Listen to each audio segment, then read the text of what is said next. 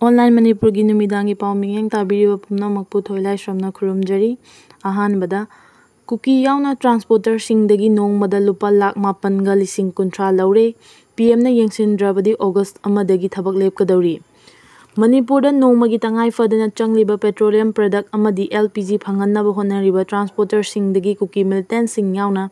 tongan-tonganba lalholupsingna yamlaba puba thangba ngamdraba senpham kaya laubata natana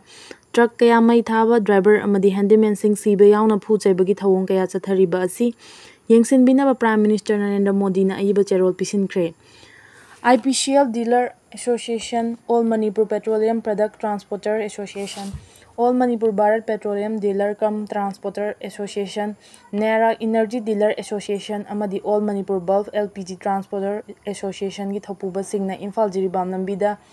henna protection pibinaba ayiba cherol pisinkhre. Manipur ki Chief Minister, Chief Secretary Office amadi DGP ki khutangda pisinkiba cherol aduda hai masing yamlaba militant singna National Highway singda chathok chasin tawriba transporter singdagi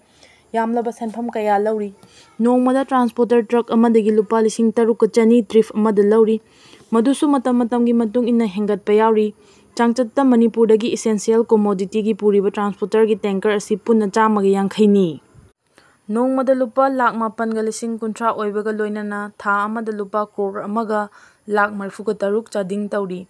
Chahida crore 12 ga Lakh 32 lalauba singda piriba asigi mathakta tonganba senpham kaya laubana maram oiraga state asida petroleum gi product yauna transport tawriba mioi singna awaba kaya mayoknare. Haukiba May 3 dagi Maitei amasung Kuki anigi marakta chatharakliba irang asina maram oiraga hena awaba mayoknabaga loinana Manipur ga yumthangnariba state singdagi inflation rate asi 10% hena leire. Masina maram oiraga potchai kaya tangna yonbadagi miyamda khudongchadaba kaya mayoknari. Senpham sing asi laubagi mathakta makhoigi apambagi matung inna tanker singda nongmai kapsinba windshield thugaiba yauna driver amadi handyman singda Kuki Militant ni chingnaba singna phuba amadi otnaibagi thabak kaya chathariba asi yengsinbiu. Chahi asigi April 13 ta Tausem subdivision gi Tolen Kuki village amadi Kaimai village ta Kuki Militant singna close range ta nongmai kapsinbaga loinana mai thabagi thawdok kaya chathaki. Maduda LPG bullet yauna oil tanker mari amang ata thokiba laikhrabani. Imphal Jiribam lambi asida chada humpugi changda khudong thiningai oiba maramna mamangda tha amada trip 4-5 chatlamba adu ngasidi trip ama ani chatpada awaba oire. Phibam asida laiba asigi Prime Minister Narendra Modi na ehenba mieng changbiduna matik chaba security piba natraga alternative arrangement ama tawduna transporter singna thengnariba awaba si mieng changbiu. Thokliba thodok sing asida petroleum gi company singna compensate tawdaba maramna Manipur gi transporter sing amadi driver na thengnariba awaba asi mieng chambiduna athuba matamda warosin ama pina bhona dragadi lagliba August amadagi petroleum product ki puthok sing yauna association singna thabak lepagi khungjan changsilakpa yai haina Prime Minister da thakiba memorandum aduda palli. Mathangi update asidi Manipur da thokliba irang asi lenga kilu chingba singna amatta oina punsindrabadi loisinba ngamloi gai khangam. Lamdam asida thokliba chahi ama helaba irang asi Manipur lengakna loisinna hotnabagi mami tadri lenga kilu chingba sing punsindana irang asi loisinba ngamloi lenga kilu chingba sing pullaga wari sanaba mapung phana cabinet mpham phamba amadi assembly mapung phana phamba mathau tai security force phana yamna thajillaklabasu mathau tawhandrabadi kari kanagani haina Congress working committee gi members su oiriba loinana Manipur gi hana deputy CM su oiramlaba jige khangamna haikre. Ngasi Mantri Pukrida laiba mahaki mayumda paumisinga unaba amada mahakna makhatana haiki miyamna Prime Minister Narendra Modi lau haibagi Manipur lengangna irang asi loisinba ngamdrabanina miyamgi makok oiriba Prime Minister laklaga nakal animak watana duna warosin puraknaba honabiu haibani. Parliamenta wangang daba yade haibagi namada irang asi nemtharakle mahusagi fibamda hanjinnaba honariba haiba asi field chattuna miyamga hakthengnana unaraba matungda awa ana taraba singna phongdorakpa adu khanglaga wangang haningi haiki. Mahakna makhatana sugi matangda palladuna paumisingda phongdokhibadi lengangna su chatnariba Kuki loop singi agreement matam February 29 da loikraba amadi makha chatharibra haiba miyamda asengba ama khanghandana losillaga thamliba asi karigino irang asi loisinnaba hotnabagi mahutta mamangda pairamba lengakta losillaga maral sibagi thabak tawbagi mahutta irang asi loisinduna Manipur miyam asi mahausagum nungsi chanana ingna chikna leinaba honasi haina su appeal tawki. ꯃꯊꯪꯒꯤ update ꯑꯁꯤꯗꯤ editorial ꯀꯂꯝꯗꯒꯤ ꯂꯧꯈꯠꯆꯔꯛꯀꯦ꯫ Narco ꯇꯦꯔꯣꯔꯤꯁꯁꯤꯡꯒ political dialogue ꯆꯠꯊꯐꯝ ꯊꯣꯛꯄ꯭ꯔꯥ? ꯃꯅꯤꯄꯨꯔꯒꯤ ꯃꯤꯌꯥꯝꯅ ꯑꯄꯨꯟꯕꯒꯤ ꯁꯛꯇꯝ ꯉꯥꯛꯅ ꯃꯇꯝ ꯄꯨꯝꯅꯃꯛꯇ ꯇꯪꯗꯨ ꯂꯩꯇꯥꯅ ꯏꯪ ꯇꯞꯅ ꯍꯤꯡꯕ ꯄꯥꯝꯃꯤ꯫ ꯀꯔꯤꯒꯨꯝꯕꯗ ꯑꯄꯨꯟꯕꯒꯤ ꯁꯛꯇꯝ ꯑꯃꯗꯤ ꯃꯤꯌꯥꯝꯒꯤ ꯄꯨꯟꯁꯤꯗ ꯁꯤꯡꯅꯔꯛꯄ ꯊꯣꯛꯂꯕꯗꯤ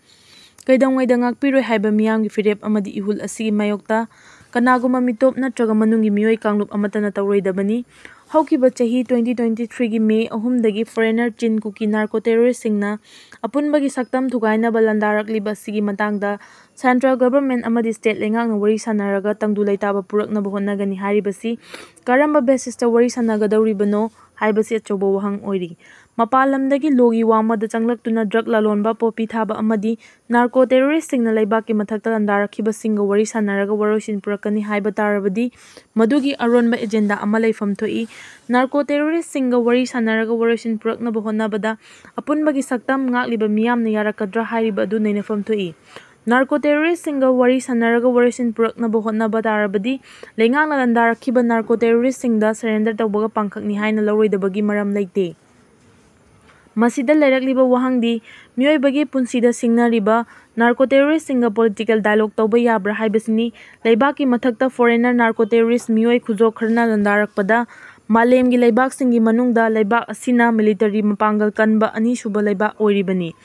ꯀꯔꯤ ꯃꯔꯝꯒꯤꯗꯃꯛ ꯅꯥꯔꯀꯣ ꯇꯦꯔꯣꯔꯤꯁ ꯈꯨꯖꯣꯛ ꯈꯔꯅ ꯏꯔꯥꯡ ꯍꯧꯔꯛꯄꯗ ꯏꯔꯥꯡ ꯑꯁꯤ ꯋꯥꯔꯤ ꯁꯥꯅꯔꯒ ꯋꯥꯔꯣꯏꯁꯤꯟ ꯄꯨꯔꯛꯀꯅꯤ ꯍꯥꯏꯔꯤꯕꯗꯨ ꯀꯔꯤ ꯃꯔꯝ ꯂꯩꯕꯒꯤꯅꯣ ꯍꯥꯏꯕꯗꯨ ꯃꯤꯌꯥꯝꯗ ꯈꯪꯍꯟꯐꯝ ꯊꯣꯛꯏ꯫ ꯃꯅꯤꯄꯨꯔꯒꯤ ꯃꯤꯌꯥꯝ ꯌꯥꯎꯅ ꯃꯥꯂꯦꯝꯒꯤ ꯃꯤꯌꯥꯝ ꯄꯨꯝꯅꯃꯛꯅ ꯇꯪꯗꯨ ꯂꯩꯇꯥꯅ ꯍꯤꯡꯕ ꯄꯥꯝꯗꯕ ꯑꯃꯠꯇ ꯂꯩꯇꯦ꯫ ꯑꯗꯨꯕꯨ ꯃꯥꯂꯦꯝꯒꯤ ꯃꯤꯌꯥꯝꯅ ꯃꯥꯒꯤ ꯃꯥꯒꯤ ꯂꯩꯕꯥꯛꯇ ꯑꯄꯨꯟꯕ ꯁꯛꯇꯝ ꯊꯨꯒꯥꯏꯅꯕ, ꯀꯅꯥꯒꯨꯝꯕꯁꯤꯡꯅ ꯂꯥꯟꯗꯥꯔꯛꯄ ꯅꯠꯇ꯭ꯔꯒ ꯃꯌꯥꯏ ꯀꯥꯕ ꯆꯤꯟꯖꯥꯛ, ꯗ꯭ꯔꯒꯀꯤ ꯂꯥꯟ, ꯅꯥꯔꯀꯣ ꯋꯥꯔꯐꯦꯌꯔꯒꯤ ꯆꯠꯊꯔꯛꯇꯨꯅ ꯃꯤꯑꯣꯏꯕꯒꯤ ꯄꯨꯟꯁꯤ ꯂꯩꯈꯥ ꯇꯥꯅ ꯃꯥꯡꯍꯟꯅꯕ ꯍꯣꯠꯅꯔꯛꯄ ꯇꯥꯔꯕꯗꯤ ꯃꯗꯨꯒꯤ ꯃꯥꯌꯣꯛꯇ ꯂꯩ ꯍꯥꯏꯕꯁꯤ ꯄꯨꯝꯅꯃꯛꯅ ꯈꯪꯏ꯫ ꯑꯗꯨꯕꯨ ꯂꯩꯕꯥꯛ ꯑꯁꯤꯗ ꯐꯣꯔꯦꯅꯔ ꯆꯤꯟ ꯀꯨꯀꯤ ꯅꯥꯔꯀꯣ ꯇꯦꯔꯣꯔꯤꯁ ꯈꯔꯅ ꯂꯩꯕꯥꯛꯀꯤ ꯑꯄꯨꯟꯕ ꯁꯛꯇꯝ ꯊꯨꯒꯥꯏꯅꯕ ꯑꯃꯗꯤ ꯂꯩꯕꯥꯛ ꯑꯁꯤꯕꯨ ꯗ꯭ꯔꯒꯀꯤ ꯀꯩꯊꯦꯜ ꯑꯣꯟꯊꯣꯛꯅꯕ ꯍꯣꯠꯅꯔꯛꯂꯤꯕ ꯃꯤꯑꯣꯏꯁꯤꯡꯕꯨ ꯂꯩꯕꯥꯛ ꯑꯁꯤꯒꯤ ꯂꯨꯆꯤꯡꯕꯁꯤꯡꯅ ꯃꯈꯣꯏꯕꯨ ꯂꯥꯛꯁꯤꯟꯅꯕ ꯍꯣꯠꯅꯕꯒꯤ ꯃꯍꯨꯠꯇ ꯄꯣꯂꯤꯇꯤꯀꯦꯜ ꯗꯥꯏꯂꯣꯛ ꯇꯧꯔꯒ ꯋꯥꯔꯣꯏꯁꯤꯟ ꯄꯨꯔꯛꯅꯕ ꯍꯣꯠꯅꯕꯒꯤ ꯂꯝꯕꯤ ꯊꯤꯕ ꯇꯥꯔꯕꯗꯤ ꯃꯗꯨꯒꯤ ꯃꯔꯨꯝꯗ ꯄꯣꯂꯤꯇꯤꯀꯦꯜꯒꯤ ꯑꯣꯏꯕ ꯂꯧꯇꯨꯅꯕ ꯂꯩꯔꯕ꯭ꯔꯥ ꯍꯥꯏꯕ ꯋꯥꯍꯪ ꯂꯩꯔꯛꯂꯤꯕ ꯑꯁꯤꯒꯤ ꯄꯥꯎꯈꯨꯝ ꯄꯤꯐꯝ ꯊꯣꯛꯏ꯫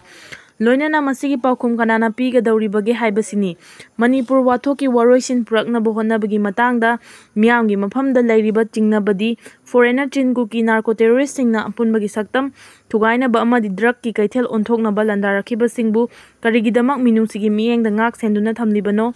ꯂꯩꯕꯥꯛ ꯑꯁꯤꯅ ꯂꯥꯟꯒꯤ ꯃꯩꯆꯥꯛ ꯅꯪꯂꯤꯕ ꯃꯅꯤꯄꯨꯔ ꯑꯃꯗꯤ ꯃꯤꯌꯥꯝ ꯃꯔꯨꯑꯣꯏꯅ ꯃꯩꯇꯩꯁꯤꯡꯕꯨ ꯂꯩꯕꯥꯛ ꯑꯁꯤꯒꯤ ꯁꯔꯨꯛ ꯑꯃ ꯅꯠꯇꯦ ꯍꯥꯏꯅ ꯂꯧꯕ ꯂꯩꯕꯗꯒꯤꯔꯥ ꯍꯥꯏꯕꯅꯆꯤꯡꯕ ꯋꯥꯍꯪꯁꯤꯡ ꯑꯁꯤꯒꯤ ꯄꯥꯎꯈꯨꯝ ꯁꯦꯟꯇ꯭ꯔꯦꯜ ꯒꯚꯔꯟꯃꯦꯟꯠꯅ ꯄꯤꯐꯝ ꯊꯣꯛꯏ꯫ ꯁꯦꯟꯇ꯭ꯔꯦꯜ ꯒꯚꯔꯟꯃꯦꯟꯠꯅ ꯃꯅꯤꯄꯨꯔꯕꯨ ꯂꯩꯕꯥꯛ ꯑꯁꯤꯒꯤ ꯁꯔꯨꯛ ꯑꯃꯅꯤ, ꯁ꯭ꯇꯦꯠ ꯑꯁꯤꯒꯤ ꯌꯦꯜꯍꯧꯃꯤꯁꯤꯡ, ꯃꯥꯏꯒ꯭ꯔꯦꯟꯠ, ꯏꯃꯤꯒ꯭ꯔꯦꯟꯠ, ꯀꯨꯀꯤ ꯅꯠꯇꯅ ꯆꯤꯡꯃꯤ ꯇꯝꯃꯤꯁꯤꯡꯕꯨ ꯁꯤꯇꯤꯖꯦꯟꯅꯤ ꯍꯥꯏꯅ ꯂꯧꯕ ꯉꯝꯂꯕꯗꯤ ꯂꯩꯕꯥꯛ ꯊꯨꯒꯥꯏꯅꯕ ꯂꯥꯟꯗꯥꯔꯛꯈꯤꯕ ꯅꯥꯔꯀꯣ ꯇꯦꯔꯣꯔꯤꯁꯁꯤꯡꯒꯤ ꯃꯊꯛꯇ ꯃꯤꯂꯤꯇꯔꯤꯒꯤ ꯑꯣꯏꯕ ꯑꯦꯛꯁꯟ ꯂꯧꯈꯠꯇꯨꯅ ꯇꯪꯗꯨ ꯂꯩꯇꯥꯕ ꯄꯨꯔꯛꯇ꯭ꯔꯤꯕ ꯀꯔꯤꯒꯤꯅꯣ? ꯆꯤꯟ ꯀꯨꯀꯤ ꯅꯥꯔꯀꯣ ꯇꯦꯔꯣꯔꯤꯁꯁꯤꯡꯅ ꯆꯤꯡꯒꯤ ꯇꯣꯉꯥꯟꯕ ꯃꯐꯝꯁꯤꯡ ꯂꯦꯞꯄ ꯂꯩꯇꯅ ꯈꯨꯗꯨꯝ ꯆꯟꯁꯤꯟꯗꯨꯅ ꯑꯦꯔꯤꯌꯥ ꯗꯣꯃꯤꯅꯦꯁꯟꯒꯤ ꯊꯕꯛꯁꯤꯡ ꯂꯦꯞꯇꯅ ꯆꯠꯊꯔꯛꯄꯗ ꯁꯦꯟꯇ꯭ꯔꯦꯜ ꯐꯣꯔꯁꯁꯤꯡꯅ ꯌꯦꯡꯗꯨꯅ ꯂꯩꯕ ꯑꯃꯗꯤ ꯃꯈꯣꯏꯒ ꯄꯨꯟꯅ ꯂꯥꯟꯕꯟ ꯁꯥꯃꯤꯟꯅꯔꯦ ꯍꯥꯏꯕꯒꯤ ꯋꯥꯊꯣꯛ ꯂꯩꯕꯗ ꯅꯠꯇꯅ ꯃꯈꯣꯏꯒꯤ ꯃꯤꯠꯃꯥꯡꯗ ꯃꯩꯇꯩꯁꯤꯡꯗ ꯅꯣꯡꯃꯩ ꯀꯥꯞꯇꯨꯅ ꯍꯥꯠꯄ, ꯌꯨꯝ ꯀꯩ ꯃꯩ ꯊꯥꯕꯗ ꯀꯨꯝꯍꯩꯒꯨꯝ ꯌꯦꯡꯗꯨꯅ ꯃꯇꯝ ꯁꯥꯡꯅ ꯂꯩꯔꯛꯂꯕ ꯃꯇꯨꯡꯗ ꯋꯥꯊꯣꯛ ꯑꯁꯤ ꯄꯣꯂꯤꯇꯤꯀꯦꯜ ꯗꯥꯏꯂꯣꯛꯅ ꯋꯥꯔꯣꯏꯁꯤꯟ ꯄꯨꯔꯛꯅꯕ ꯂꯝꯕꯤ ꯊꯤꯔꯛꯄ ꯍꯥꯏꯕꯁꯤ ꯄꯦꯟꯅꯤꯡꯉꯥꯏ ꯑꯣꯏꯗꯕꯒꯤ ꯃꯊꯛꯇ ꯃꯤꯌꯥꯝꯒꯤ ꯄꯨꯟꯁꯤꯕꯨ ꯀꯔꯤꯁꯨ ꯂꯩꯇꯅ ꯂꯧꯕꯅꯤ ꯍꯥꯏꯅ ꯂꯧꯔꯣꯏꯗꯕꯒꯤ ꯃꯔꯝ ꯂꯩꯇꯦ꯫ ꯃꯤꯌꯥꯝꯒꯤ ꯃꯐꯝꯗ ꯂꯩꯔꯤꯕ ꯆꯤꯡꯅꯕꯁꯤꯡ ꯀꯣꯛꯍꯟꯅꯕ ꯂꯩꯉꯥꯛꯅ ꯊꯦꯡꯂꯕꯁꯨ ꯊꯦꯡꯅ ꯂꯥꯟꯗꯥꯔꯛꯈꯤꯕꯁꯤꯡ ꯂꯝꯗꯝ ꯑꯁꯤꯒꯤ ꯂꯩꯃꯥꯏꯗꯒꯤ ꯇꯛꯊꯣꯛꯈꯤꯅꯕ ꯍꯣꯠꯅꯔꯕꯗꯤ ꯃꯤꯌꯥꯝꯅ ꯂꯩꯉꯥꯛꯄꯨ ꯊꯥꯒꯠꯅꯔꯛꯀꯅꯤ꯫